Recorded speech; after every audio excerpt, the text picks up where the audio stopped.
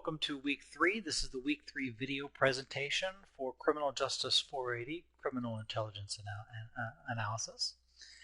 So as usual, we're going to start off with our week 3 lecture, which is called The Geography of Crime, and our lecture review.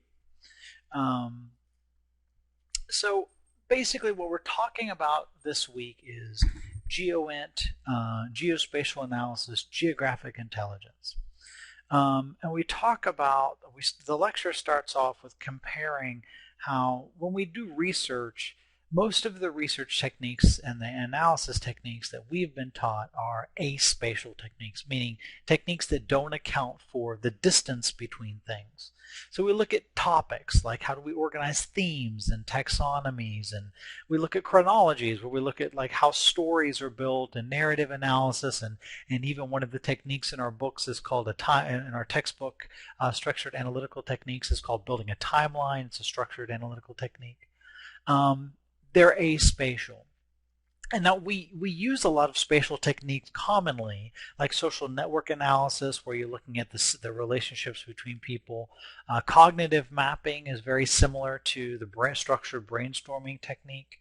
Linguistic analysis and qualitative geography, these are addressed all in the lecture for this week in detail, so you can look at those on what some of these are. But they are all sort of things we run into typically, and many of them even deal with spatial techniques, but very few times do we actually have spatial technology used to identify the way in which things are distributed in space, in which we're assessing those distribution patterns as a way of understanding what we're looking at. So when we look at geographic information systems, it's kind of hard to describe what GISs are, but they do the most of the work for geospatial analysis in most settings. And essentially what a GIS is it takes a database of information, and if you can see here along the side, these are incidents. What we might think of on a map is like the dots on a map, or the counties on a map, like state counties or whatnot. And then along the top are different attributes, like the name of the county or the location or something like that. And then a GIS has some kind of algorithmic processing that it can do, and then it has some kind of visualization technique. So it can do an output that communicates complex information very efficiently. And these are really the three characteristics of a GIS. DeBayes, he defined what I think is probably the most common sense, easy to understand definition of GIS, and that is it's a computer-based tool. You take geographic data and it makes it geographic information. And that's very similar to what happens when we take information and make it intelligence information. When we look at geospatial analysis, and this is covered in detail, step by step, exactly the process that we use to go from one to the other. In the lecture, we talk about geospatial analysis, and we use a technique called regression modeling. It's a statistical technique where it's kind of like looking at a phenomenon. In this case, the phenomenon we're interested in is the distribution of 9/11 calls in Portland, Oregon. And we're going to look at what are the different factors that we can use that help explain why 9/11 calls occur, where they occur in the city. And then once we figure out what those factors are, we can progress it in the future to predict where we think they're going to be. And this helps us make all kinds of important decisions about resource allocations and the kinds of things that analysts need to be able to inform their bosses, the consumers of the work, about. Most of what we're doing here is demonstrating that processing step. When we talk about the TPEDS problem, well, when we take all this data and we run it through to produce these maps, that's a processing step. And then later we're going to take a look at how do we interpret that for exploitation and then dissemination. So for the next part of our video, what we're going to look at is the scenario for week 3. And week 3 scenario is called An Informant Comes Forward. Now, we talked about in week 2 Human intelligence. We brought up how human intelligence is the collection platform that's the most ubiquitous, the most common, the easiest for a local law enforcement organization to use in terms of collection platforms. So you produced your week 2 written activity, which was sort of the background work behind a collection plan.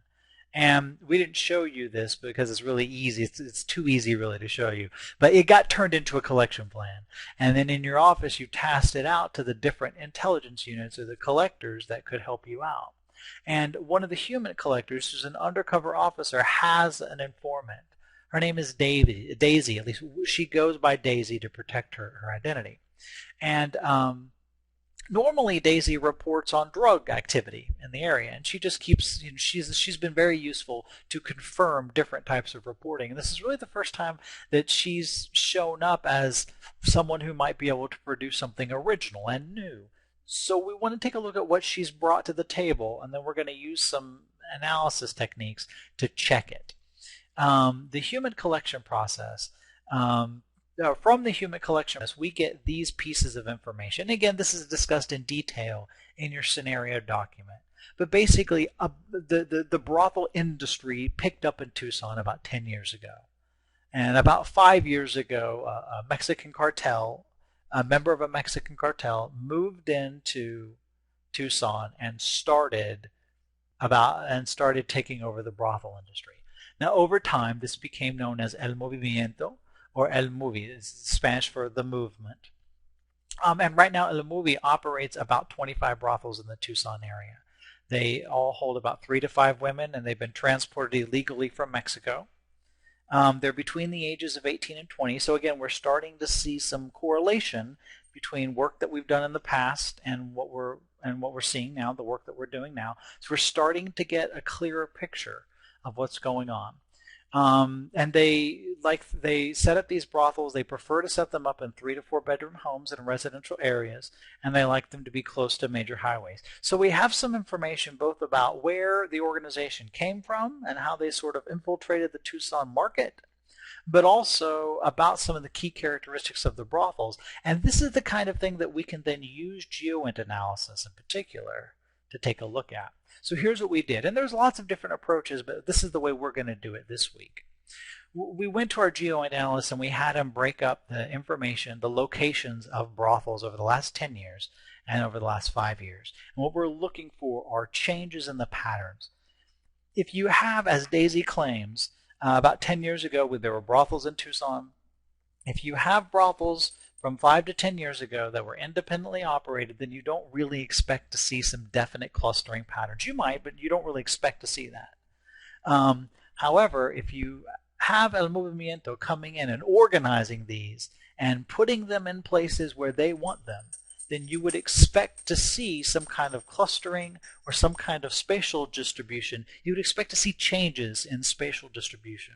So one of the things that you're going to check for in terms of changes is clustering. And I'm going to do this for you. Actually, the next part of this video will be walking through the actual analysis process.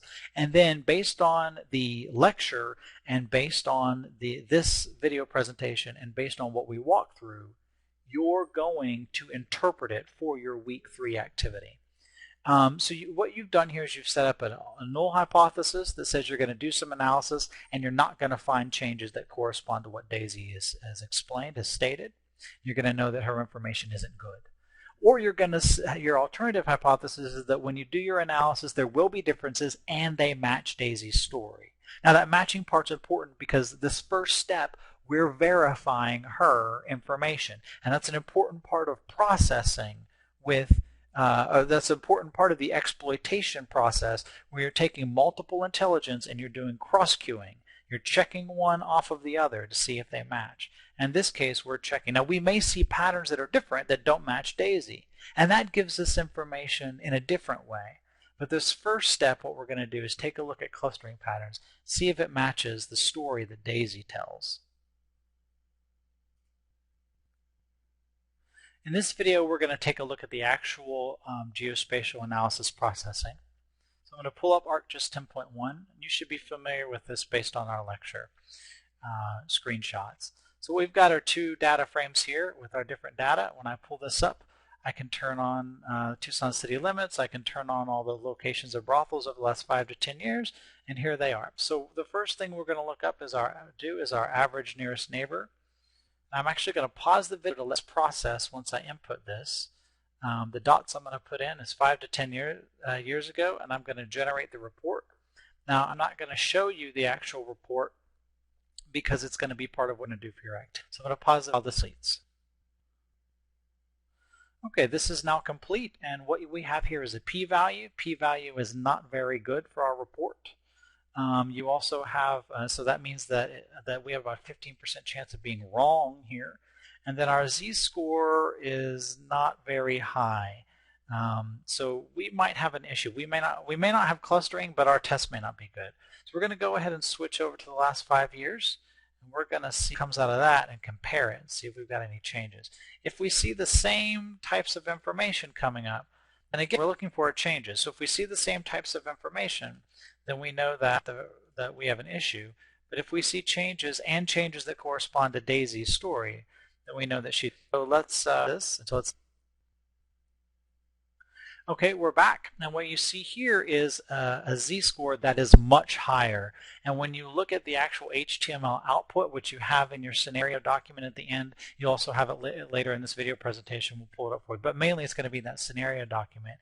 You see that it's very high and very negative, which puts it in the highly clustered side of the spectrum. And then when we look at the p-value, we see that our p-value is low, which means we basically have no chance of this test being not what we want for our analysis. So we do have a difference, and that difference does at this point seem to correspond to Daisy's story. But because we had a problem here with our p-value, we're going to run another test called a kernel density.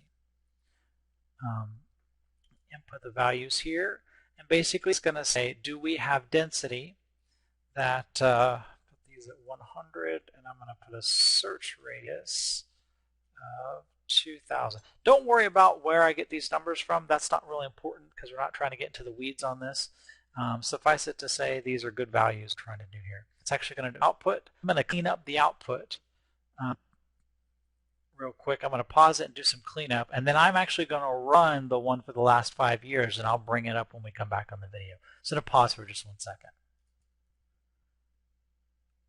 Okay, I'm going to bring it back up and show you what I've done. I've now run the data. I made the visual adjustments to the 5 years ago data set.